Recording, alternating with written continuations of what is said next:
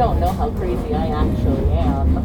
Just do it. And so I bought the boat, and I did not know how to drive it, and it was very broken, very broken. Nobody had lived on it for a year and a half. There were spider webs inside, and the engine